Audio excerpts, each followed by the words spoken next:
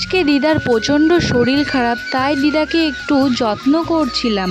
আর এদিকে মায়ের মনে পড়েছে যে মা করবে শাকের তরকারি, তাই দুপুরে মা আর মেয়ে মিলে শাক তুলতে চলে গেছিলাম।